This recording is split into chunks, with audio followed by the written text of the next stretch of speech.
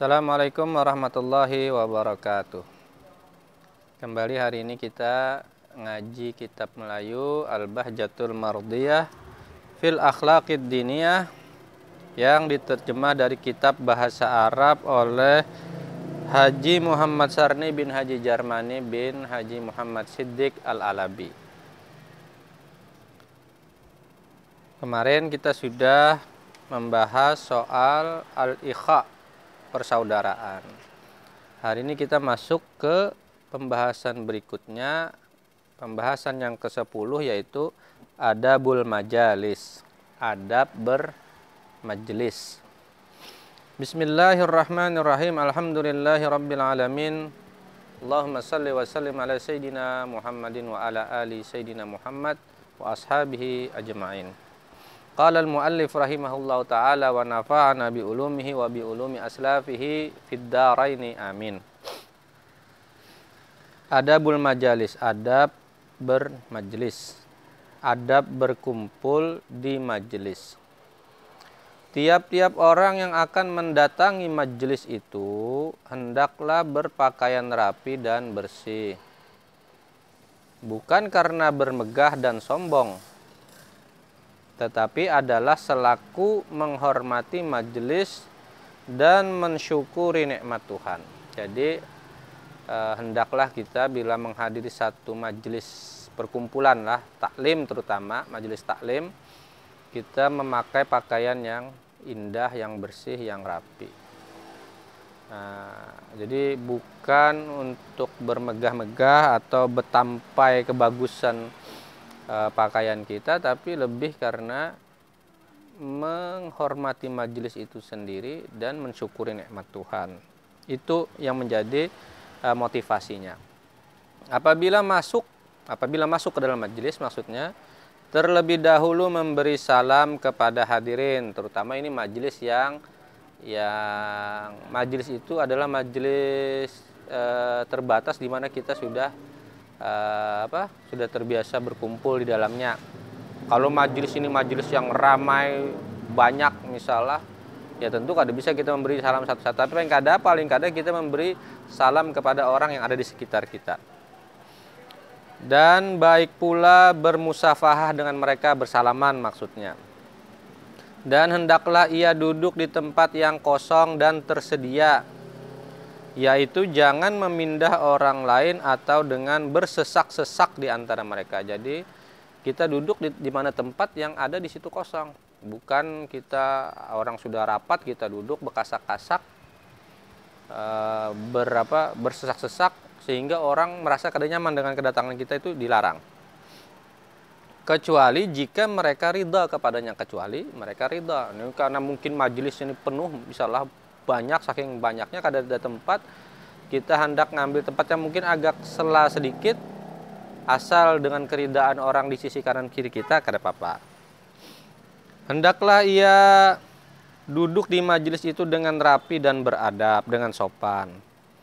Jika ia melihat sesuatu yang mungkar di hadapannya, hendaklah dipertahannya dengan tangannya sendiri atau dengan perkataan jika ia dapat. Sekurang-kurangnya dibantahnya dengan hati. Jadi bila melihat sesuatu yang kada baik, yang kurang beradab di dalam satu majelis, yang mungkar, ya kalau bisa disampaikan dengan baik bahwa itu kada benar, atau jika tidak, ya sekurang-kurangnya kada menerima dengan hatinya. Janganlah ia turut berbicara. Nah, misalnya berbicara ini, orang lagi di depan ceramah atau di depan lagi membaca maulid, membaca Quran, di kiri kanan kita berbicara, berpandiran seorang-seorang aja ribut. Nah, ini kalau bisa kita tegur dengan ucapan atau dengan sikap tertentu yang membuat orang bisa diam, atau setidak-tidaknya kalau kita kada merasa kada sanggup, ya kita kada umpatlah di dalamnya dan hati kita menolak itu sebagai sesuatu yang kada benar.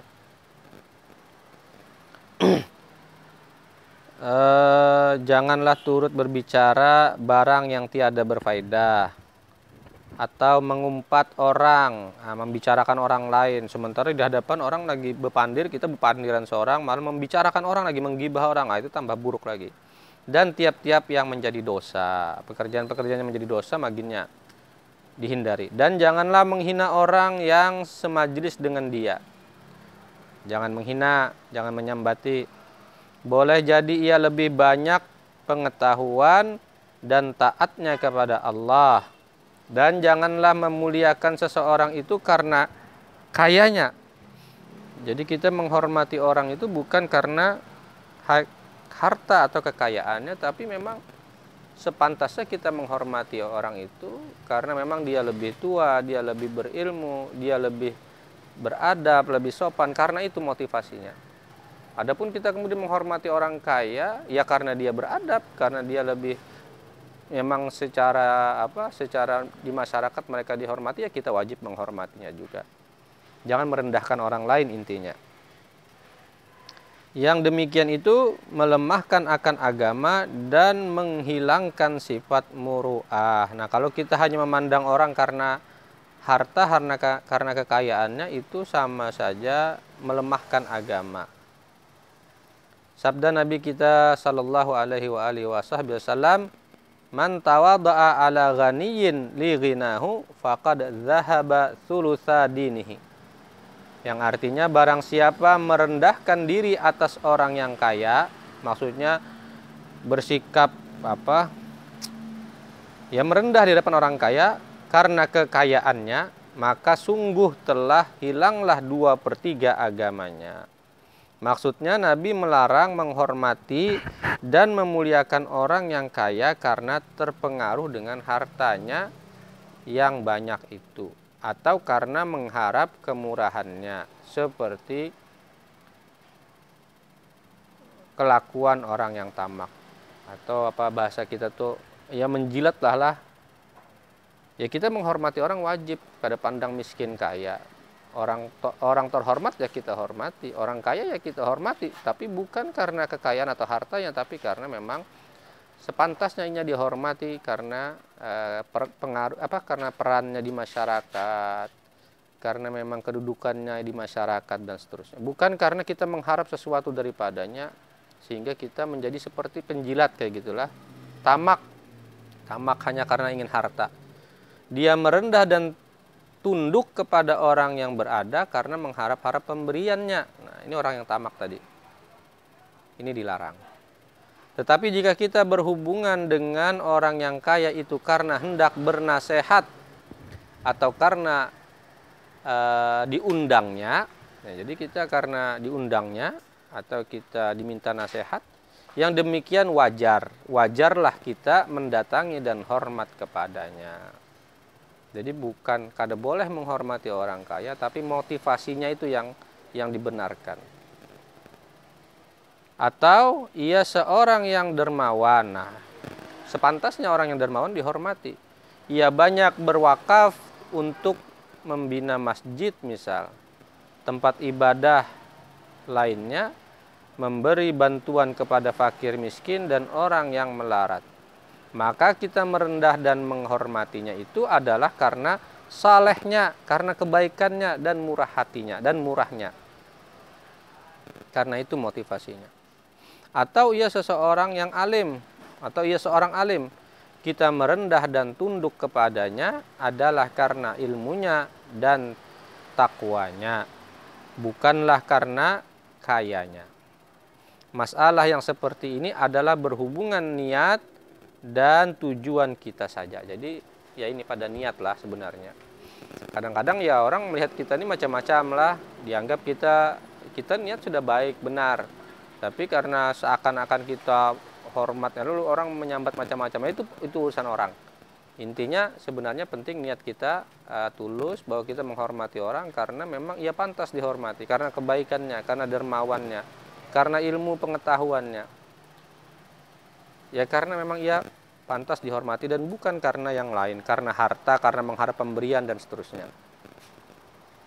Kemudian apabila kita hendak meninggalkan majelis, hendaklah minta izin kepada yang masih tinggal dan mengucapkan salam kepada mereka. Jadi ibaratnya tuh kita datang tampak muka, bulik tampak punggung, pulang tampak punggung. Jangan datang Kada tahu-tahu bulik, kada tahu-tahu juga lawan orang di sekitar. Minimal kita mengucapkan salam. Itu artinya memberi kita satu tanda bahwa kita hendak permisi. Atau biasanya kalau di kampung tuh lah, orang hendak berikan dari majelis tuh bersalawat biasanya. Allahumma sholli ala Muhammad. Jadi biasa seperti itu kan, itu baik juga. Jadi semacam memberi kode bahwa kita hendak permisi. Itulah sebagai ucapan kita yang terakhir. Salam tadi maksudnya. Demikian, mudah-mudahan kita bisa mengamalkan ini di dalam majelis. Besok kita lanjutkan kembali. Terima kasih atas perhatian. Wassalamualaikum warahmatullahi wabarakatuh.